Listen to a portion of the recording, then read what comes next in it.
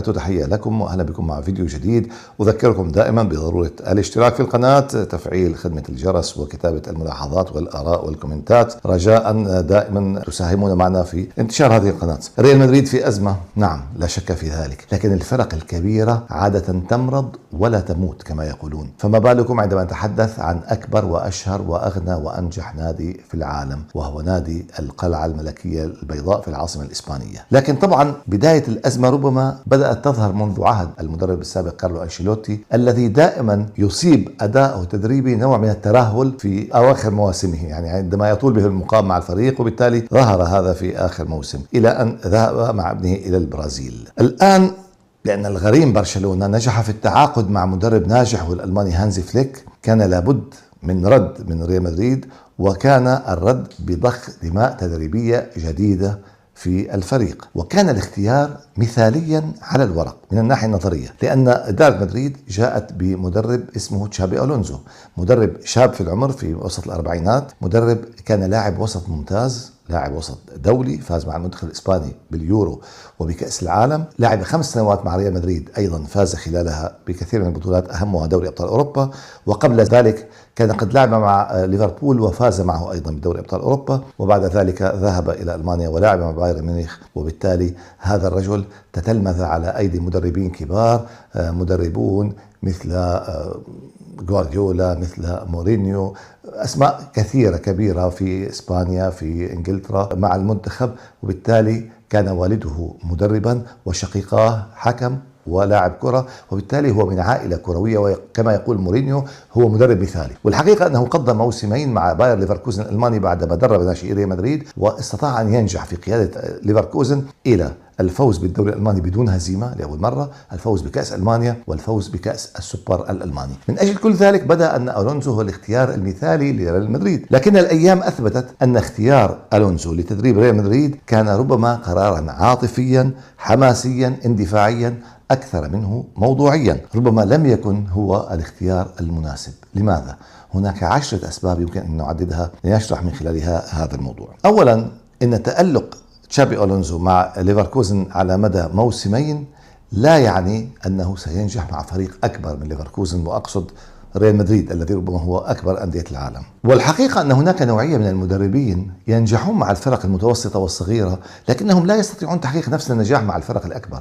يعني خذوا مثالا إنجليزي، جراهام بوتر تألق مع نادي برايتون، لكنه لم يعرف نفس النجاح مع تشيلسي، فتم الاستغناء عنه سريعا. خذوا أيضا أوناي إيمري المدرب الإسباني الذي نجح مع إشبيليا، مع فياريال، ونجح إلى حد ما مع نادي أستون فيلا الإنجليزي، لكنه لم يعرف نفس النجاح سواء مع باريس سان جيرمان الفرنسي أو مع أرسنال الإنجليزي. ربما يكون تشابي ألونزو من نفس هذه النوعية. نعم، هو جاء إلى ريال مدريد كمدرب شاب متميز، لكن ليس كمدرب كبير. ثانيا، ألونزو جاء إلى ريال مدريد وفي ذهنه أنه سيقود مشروعا جديدا، بينما كانت عقلية الإدارة كعادتها تبحث عن استمرار الانتصارات وتبحث عن حصد الألقاب فوريا، لم تكن تبحث عن أفكار لعب جديدة. الفريق الملكي لا يهمه الضغط العالي أو الاستحواذ أو بناء اللعب أو الانضباط التكتيكي، لأنه ليس ليفربول وليس ليفركوزن وليس مانشستر سيتي، هو لا يشبه أحدا ولا يشبهه أحد، هو ريال مدريد، الفريق الذي يكون سيئا ثم في ظرف 10 دقائق يحقق الريمونتادا ويعود ليفوز بالمباراة ويفوز بالألقاب. هو الفريق البطل القياسي لدوري أبطال أوروبا، هو لديه شخصية البطل، هو هذه الجينات التي فيه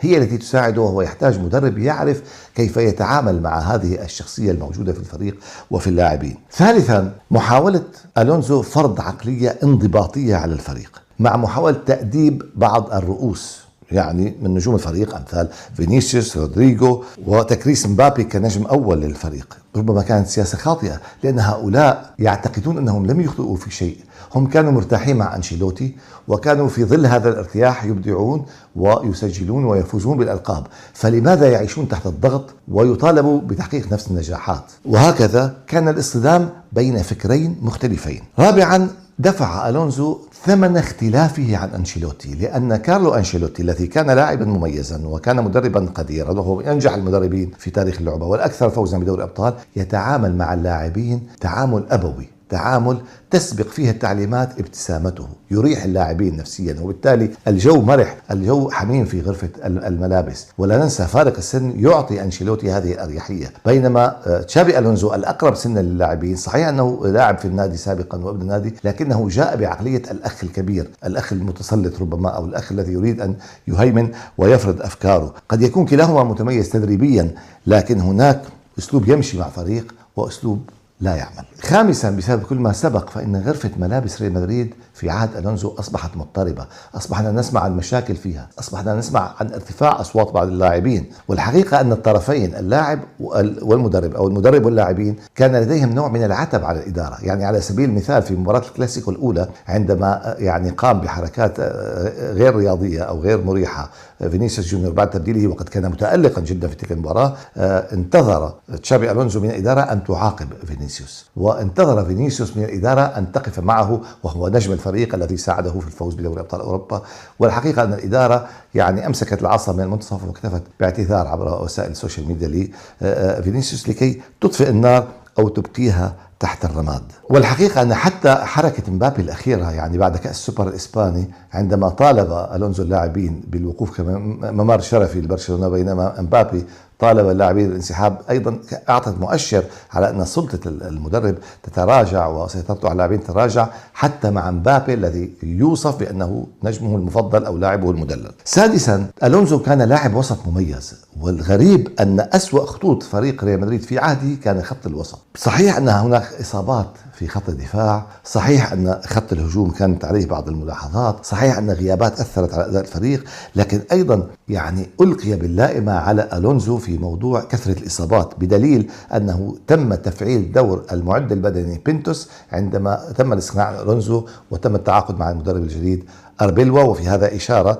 إلى أن الإصابات أيضا يتحمل جزء منها الحمل التدريبي المبالغ فيه من المدرب. سابعا، لم ينجح ألونزو في الاستثمار التكتيكي الصحيح لعدد من نجوم الفريق الذين تألقوا من قبل، مثل الإنجليزي بيلينغهام، مثل فينيسيوس، مثل رودريغو، حتى فالفيردي، حتى أردا جولر الذي يعني هو اشترك معه كثيرا، لكن قيل بأنه لم يجد المكان الصحيح الذي يضع فيه ويوظفه التوظيف الصحيح. وبالتالي بعض هؤلاء اللاعبين، يعني مثل بيلينغهام، مثل فينيسيوس، مثل مبابي، يقال إنهم الثلاثي الذي كانت لديه يعني ملاحظات سلبية، أو كان لديه ضيق في الصدر، أو كان لديه دسائس مسمومة، يعني كما يقولون في كرة القدم من تحت لتحت، وبالتالي هذا أضر بوضعية المدرب وصورته في الفريق. أيضا رقم 8، تغيرت طريقة لعب الفريق كثيرا، لم يستقر تشابي ألونزو على خطة واضحة. فريق ريال مدريد هذا الموسم في 34 مباراة تصوروا أنه استخدم 4 أساليب في اللعب، من خطة 4-3-3 إلى 4-4-2 إلى 3-5-2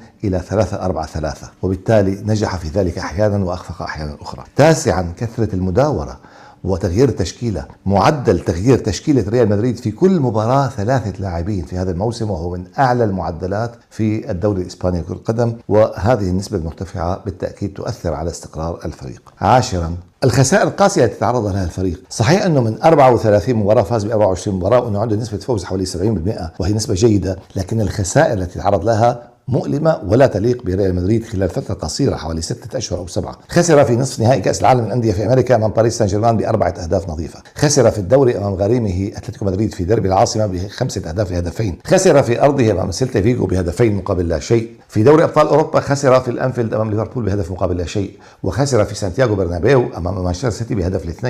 ثم كانت القاصمة خسارة نهائي كأس السوبر في جدة أمام برشلونة بهدفين ل3. الإيجابية ربما كانت أنه فاز في الكلاسيكو الأول في الدوري على برشلونة بهدفين ل1 وتصدر الدوري لبعض الأسابيع، لكنه سرعان ما تعرض لخسائر وتعادلات فرط فيها بالنقاط، فاستطاع برشلونة أن يتصدر بارتياح وأيضا أن يفوز عليه في نهائي كأس السوبر. كل هذه الأسباب جعلت رحيل تشابي ألونزو منطقيا. البعض يقول إنه قيل، والبعض يقول إنه هو لم يعد يتحمل، وبالتالي يقال إنه غادر النادي سعيدا في قلبه جرح ولكن على وجه ابتسامة، لأنه يدرك أن لديه فرص تدريبية قادمة. يعني هذه التجربة ربما لن توقف مسيرته التدريبية. يقال بأن ليفربول يفكر، وهو ليس مرتاحا كثيرا مع أرني سلوت، بأن يتعاقد مع تشابي ألونزو إن لم يكن أثناء هذا الموسم فربما في الصيف القادم. وهناك أندية كثيرة بما فيها أندية ألمانية تبحث عن توقيع تشابي ألونزو كمدرب أثبت نجاحه في البوندسليغا. لكن ألونزو بذلك انضم إلى قائمة طويلة من المدربين الإسبان الذين لم يعمروا أكثر من بضعة أشهر مع ريال مدريد في العقدين الأخيرين. يعني منذ